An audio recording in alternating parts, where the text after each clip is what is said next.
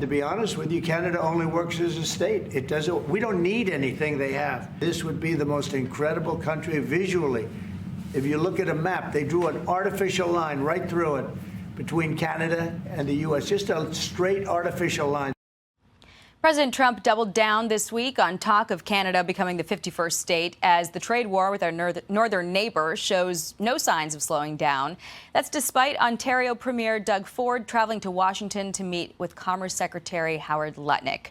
Joining me now to discuss the tensions, Canadian Ambassador to the U.S., Kirsten Hillman. Ambassador, thank you for being here. Thanks so much for having me. Appreciate it. So Canada's got a new prime minister, former central banker Mark Carney, but new leadership does not seem to be changing the president's tune about making Canada the 51st state. He said it again, as you just heard this week, sitting next to NATO's Secretary General. Does Carney take that seriously? Is that why these two leaders haven't connected yet? I think we take seriously our sovereignty. We take seriously the will of Canadians, and over 91% of Canadians are, not interested in a discussion around joining the U.S. So I think he takes that seriously.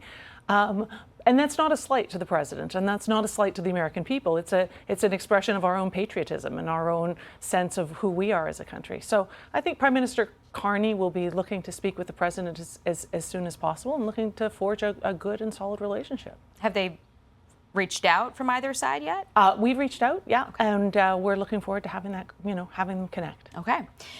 Your foreign minister, though, appears to be quite alarmed, saying that Trump's tariffs are a tool to annex Canada by economic force. She referred to Canada as the canary in the coal mine and reportedly said at the G7 this week, if the U.S. can do this to us, their closest friend, then nobody is safe.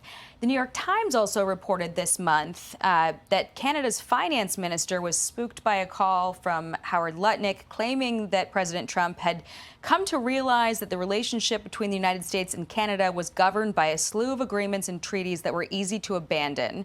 Mr. Trump was interested in doing just that. That's just one report.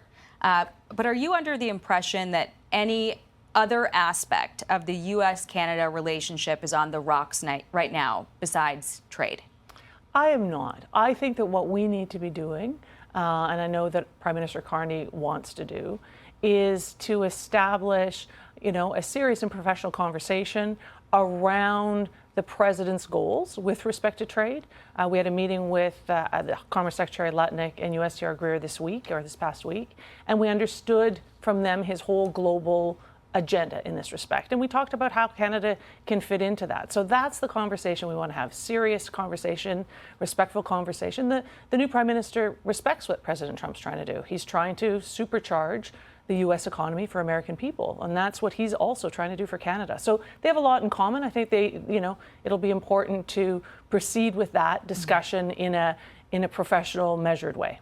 Your defense minister said yesterday that Carney asked him to review Canada's purchase of 88 F-35 American fighter jets. That was the biggest investment in the Canadian Air Force in 30 years, 19 billion Canadian dollars. Is military cooperation between these two countries through NORAD in question, or is Canada just looking for a new best friend? Well, I think we're always looking for many friends. I think that the world is a dangerous place. Your previous interview just with Mr. Waltz shows that it's a very complicated and dangerous place. So we want to have all of the strongest alliances that we can. We are your neighbor. We protect this continent together. We protect Canada's really very serious about all of the investments we're making in protecting the Arctic. So that homeland is a huge priority for us, and our homeland is your homeland. Okay. But beyond that, obviously there are many other allies that we want to be working with as well. You were in a meeting this week with Secretary Lutnick and the U.S. Trade Representative. Yes. Did you walk away from that meeting with the impression that Canada can do anything to avoid the reciprocal tariffs the president's going to impose on all countries on April 2nd? I think that they were clear to tell us that on April 2nd, there will be announcements that will affect the whole world, including Canada. That was clear. And we took that opportunity to talk about how Canada fits into the fairness agenda for the United States. We are your biggest customer. We buy more from you than any other country on the planet.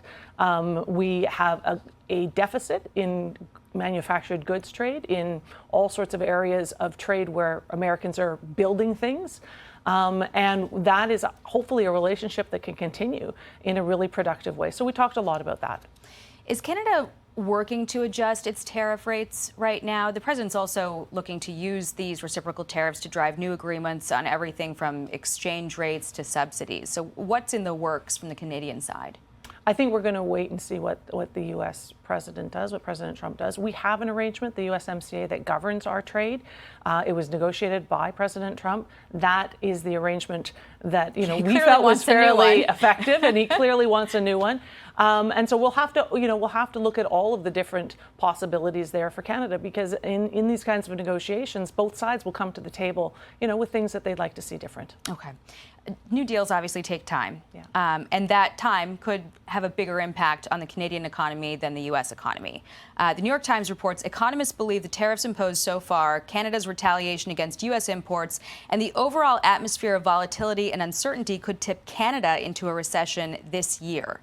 What's Canada doing right now to avoid a recession? Well, so just as I say, our new Prime Minister, that's his core focus, is the Canadian economy, strengthening the resilience of the Canadian economy, and being able to make it through these more turbulent times in a way that is as good as possible for Canadians. So that includes a lot of domestic investment. That includes looking at our energy proposition. That includes looking at diversification of our trading relationships. There's a lot of different things that we'll be looking at here just to make sure that we're doing the best for Canadians. Carney doesn't hold a seat in Parliament. His party holds a minority in the House of Commons. He's going to have to call an election, federal election, very soon here. Liberals have made gains in recent weeks, but according to recent polling in Canada, the Conservatives are still favored. Mm-hmm. Carney's tenure basically could be very short. Mm-hmm. Is that having any impact right now on talks to rebalance the trade relationship? Fundamentally, Canadian interests are what they are, regardless of who is governing our country. And if you listen to the political leadership in Canada across the spectrum, very similar messages are being conveyed. One, Canada is strong and proud independent nation.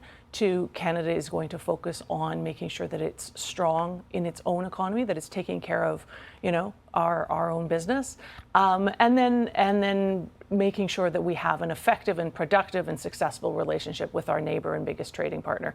There are nuances in how those messages are conveyed. There are differences in priority in other areas, but on the Canada-U.S. relationship and our economic relationship, I think you're going to hear pretty much the same thing across the board. We still have hockey, right? We still have hockey. I would like to mention the win, but we still have hockey, and honestly, that game was incredible. The best players in the world all together on the ice. It was a remarkable moment. Ambassador Kirsten Hillman, thank you for being here. Appreciate your time. Thanks so much for having me. Thank you. Hi, everyone. I'm Brian Kilmeade. I want you to do me a favor. I want you to click to subscribe to the Fox News YouTube page. This is the only way that I know for sure that you're not going to miss any great commentary, any great news bites, any great interviews coming your way on Fox. You can get it all here on YouTube. So subscribe right now.